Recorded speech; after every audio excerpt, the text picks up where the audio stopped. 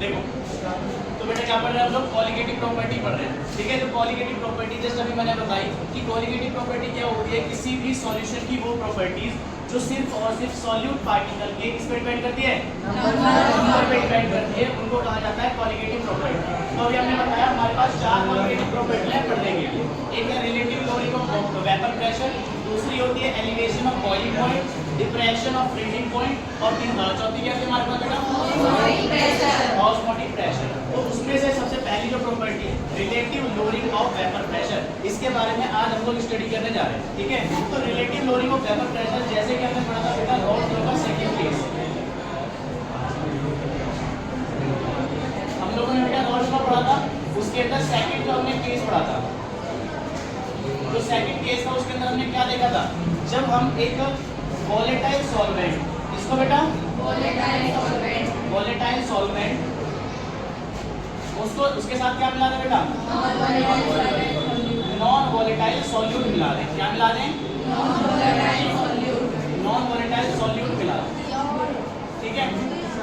तो ध्यान दीजिए बेटा, इधर वोलेटाइल का मतलब होता है कि ऐसे सब्सटेंस जिनकी वेपर बनाई जा सकती है, और नॉन वोलेटाइल का मतलब है जिनकी वेपर नहीं बनाई जा सकती। तो मान लिया बेटा ये जो सॉल्वेंट है वो है A और जो सॉल्यूट है वो है B। तो यहाँ पे हमने क्या करा बेटा, इस तरीके से एक कंटेनर में हमने सब्सटेंस A को ले लिया।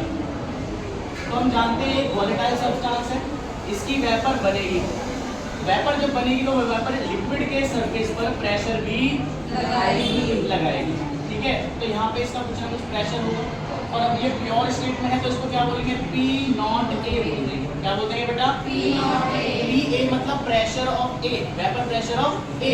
P नॉट लगा हुआ है, नॉट का मतलब क्या है, इसकी प्योर स्टेट का प्रेशर है, उसी को दिखाने के लिए हमने यहाँ पे नॉट लगाया।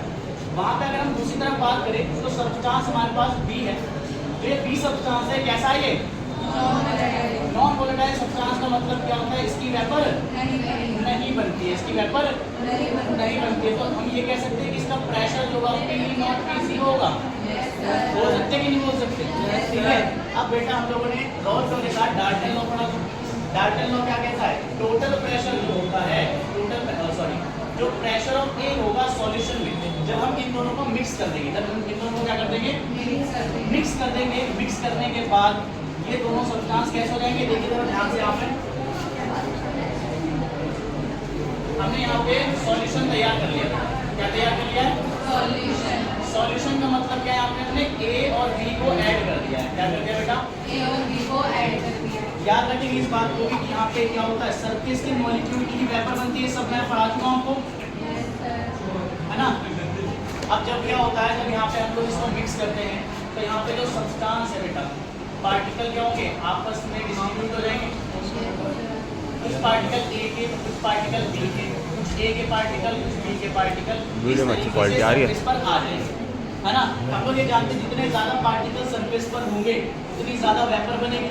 तो क्या बता, आप लोग ये बताइए कि अब जब मिक्सचर होगा, क्या A के पार्टिकल जितने पहले सरफेस पर थे उतने ही मौजूद है, नहीं है ना, क्योंकि पहले से नंबर ऑफ पार्टिकल घट गए हैं, तो उनका जो वेपर प्रेशर है वो भी क्या हो जाएगा, घट जाएगा। जब वेपर प्रेशर घट जाएगा तो अब घटे हुए वेपर प्रेशर को हमने कुछ PA बोल दिया, ठीक है। क्या बोलते हैं बेटा, PA बोल दिया, और यहाँ पे B का तो वेपर बनने का है, तो इसलिए उसका कोई प्रेशर नहीं लगेगा, जिस कारण से यहाँ पे बेटा PB क्या हो जाएगा, वो भी 0 रहेगा, ठीक है। तो यहाँ पे अगर हम लोग देखें तो हमने समझा कि जो P नॉट A था और PA मतलब जो सॉल्यूशन के अंदर प्रेशर है, बताइए इनमें से कौन सा वाला ज्यादा था प्रेशर, P नॉट A वाला ज्यादा था, क्योंकि सरफेस पे उसके बहुत सारे मॉलिक्यूल मौजूद थे। जितने ज्यादा मॉलिक्यूल सरफेस पर होंगे उतना ज्यादा वेपर बनेगा, और यहाँ पर क्या हुआ, नंबर ऑफ मॉलिक्यूल सरफेस पर घट गए, तो वेपर बने, वेपर भी कम बनेगी। जब वेपर कम बनेगी तो उसका प्रेशर भी कम लगेगा। तो इसी कारण से बेटा जो इनिशियल प्रेशर था वो ज्यादा था एज कम्पेयर टू सॉल्यूशन वाले प्रेशर, ठीक है। तो ये जो प्रोसेस हुआ है इसी को कहते हैं बेटा loading of vapour, loading of vapour pressure. क्या बोलते हैं बेटा, loading of vapour pressure, loading of vapour pressure. Loading of vapour pressure जो होता है इसको हम लोग डेल्टा P से दिखाते हैं। डेल्टा पी, और ए की बात करें तो डेल्टा पी ए बोल दिया हमने इसमें, ठीक है। डेल्टा पी ए क्या होगा, अगर हमें चेंज निकालना है कितना कम हुआ कितना बढ़ा, यहाँ तो कम हुआ है ना, सीधी सी बात है।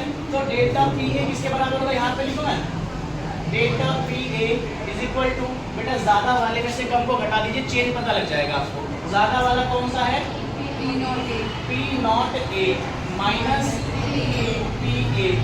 कोई दिक्कत परेशानी किसी को यहाँ तक? तो बेटा जो हमारा चेंज आया है वो हम ऐसे पता कर सकते हैं कि नहीं कर सकते, जो इनिशियल वाला था जो बाद वाला था उन दोनों को हमने क्या कर दिया, डिफरेंस देख लिया, कितना डिफरेंस आया। डिफरेंस कैसे देखते हैं, माइनस करके, ज्यादा वाले में से कम को घटा दिया। हमें पता पी नॉट ए ज्यादा है as compare to P A, ठीक है। अब एक बात याद करिए, आपको हमने रॉल्स लॉ के अंदर समझाया था, पी ए किसके बराबर होता है, पी नॉट ए काई ए के बराबर होता है कि नहीं होता? तो क्या मैं पी ए की जगह पे लिख सकता हूँ? तो देखिए बेटा, लिखते जरा, delta P A is equal to P not A minus P not A chi A. कोई दिक्कत परेशानी यहाँ तक? क्या कुछ यहाँ से कॉमन नजर आ रहा है? आ रहा है कि नहीं? देखो जरा, तो delta P A is equal to P A P not A common आ जाएगा बेटा, है ना। क्या बचेगा यहाँ पे, 1 माइनस काई ए, 1 माइनस काई ए, ओके। तो यहाँ पे देखिए जरा, 1 माइनस काई ए बचा है, और 1 माइनस काई ए किसके बराबर होता है, काई बी के। बहुत बढ़िया बेटा। और पी नॉट ए को देखो जरा, यहाँ से delta P A is equal to P not A, इसको मैं क्या लिख सकता हूँ, काई बी। काई बी मतलब क्या होता है, mole fraction of solute, mole fraction of solute. तो बेटा यहाँ पे देखो, ये तो है लोअरिंग ऑफ वेपर प्रेशर। क्या है बेटा, लोअरिंग ऑफ वेपर प्रेशर, है ना। शॉर्ट में लिख देता हूँ एलवीपी, लोअरिंग ऑफ वेपर प्रेशर। आपको कई बार ऐसा होता है एमसीक्यू में आरएलवीपी की जगह एलवीपी दे देता है, relative lowering of vapour pressure की जगह क्या दे देगा, vapour lowering of vapour pressure, जो कि एक कोलिगेटिव प्रॉपर्टी नहीं है, क्योंकि ये अगर हम देखें तो ये जो चेंज है इसकी और इसकी डिपेंड कर रहा है, समझे नहीं समझे?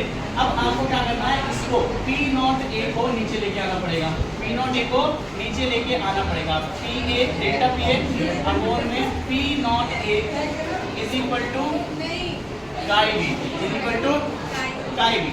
P not A delta P A upon P not A is equal to chi B, is equal to chi B. अब देखिए जरा आप ध्यान से, तो केवल और केवल किस पे डिपेंड कर रहा है, ये सॉल्यूट पे, मोल फ्रैक्शन ऑफ सॉल्यूट। तो सॉल्यूट के पार्टिकल, मोल फ्रैक्शन होता क्या है, मोल्स ऑफ सॉल्यूट, ठीक है, अपॉन में टोटल मोल्स, ठीक है। कि टोटल सॉल्यूशन में जितने भी मोल्स हैं उसके अंदर हमारे सॉल्यूट के कितने मोल हैं, यही तो निकालते हैं। और मोल का मतलब क्या होता है, मोल एक नंबर है, नंबर पार्टिकल का नंबर, यहाँ पे सॉल्यूट पार्टिकल का नंबर जितना ज्यादा हो जाएगा उसके ऊपर ही तो डिपेंड करेगा, ये चेंज नहीं करेगा। बात आ रही है, समझ के नहीं आ रही? तो ये है एक्चुअल में RLVP, relative lowering of vapour pressure. क्या बेटा सभी को समझ आई बात ये?